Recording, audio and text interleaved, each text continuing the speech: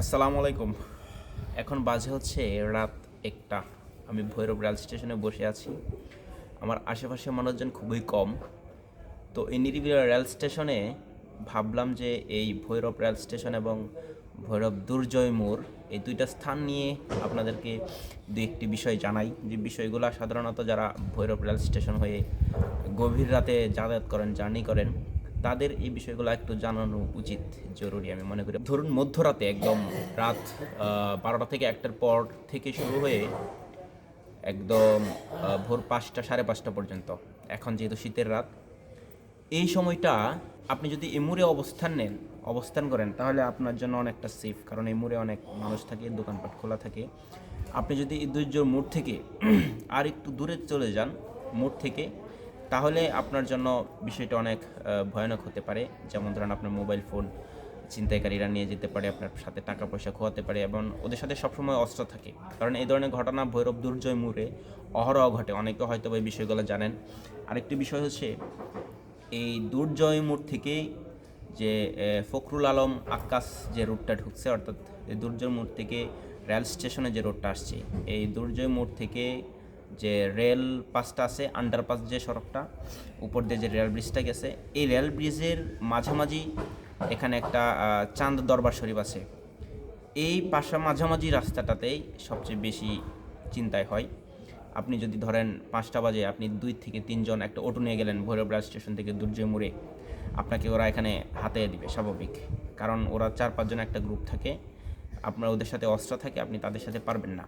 এবং এই ধরনের ঘটনা অনেকেই আমার চোখের সামনেই ঘটছে। আমি পিছনে অটোতে আছি, সামনে অটোতে ৩ জন মানুষ ছিল। দেখা গেছে যে আমরা তাদের সাথে যাইতে যাইতে তারা সেকেন্ডের ভিতর কাজ করে চলে গেছে, ওরা হাতায় নিয়ে চলে গেছে। আরেকটা হচ্ছে,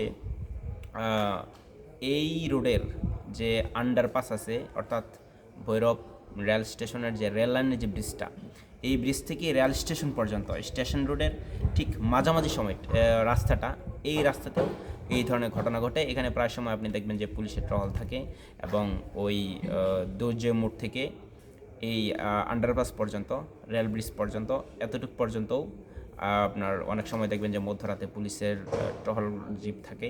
এবং স্টেশন রোডেও এই রেল স্টেশন থেকে ওই আন্ডারপাস পর্যন্ত, এই দুইটা জায়গায় খুবই ভয়ানক ব্যাপার। যারা রেল স্টেশন থেকে দুর্জয় মোড় পর্যন্ত যাতায়াত করেন গভীর রাতে 10টা 11টা 12টার পর থেকে, এই টাইমটা পর্যন্ত একা যাতায়াত করবেন না, একটা অটো নিয়ে যাবেন না, এবং মিনিমাম আপনারা 5-7 জনের যদি একটা টিম থাকেন, তখন সতর্কতার সহিত আপনারা ভ্রমণ করতে পারেন ওই সময়টার মধ্যে।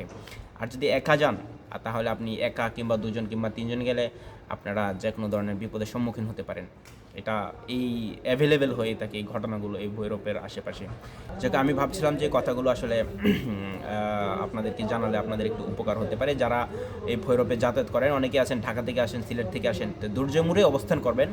আবার অনেকে আছেন যে কিশোরগঞ্জ রুটে যেতে হলে বাস পাওয়া যায় না, গাড়ি পাওয়া যায় না শেষ রুটে একদম ভোর রাতে। তো আপনারা অনেকে দেখা যায় যে এখান থেকে 4টা 5টা বাজে কিন্তু সিএনজি পাওয়া যায়।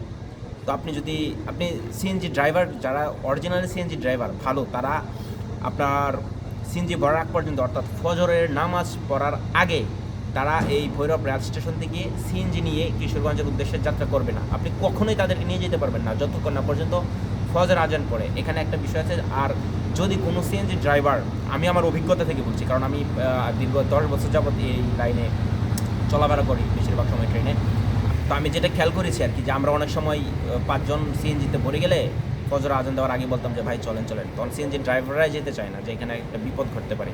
কাজে আপনাদেরকে যদি কোনো সিএনজি ড্রাইভার বলে যে ভাই চলেন, আপনারা চলেন, 3 জন আছেন, আপনাকে নিয়ে যায়, কখনো যাবেন না। এটা তাদের পাতানো একটা ফাঁদ হতে পারে, এবং আপনি বিপদের সম্মুখীন হতে পারেন। আপনার মোবাইল ফোন, টাকা পয়সা অনেক কিছু খোয়াতে পারে। ধন্যবাদ সকলকে।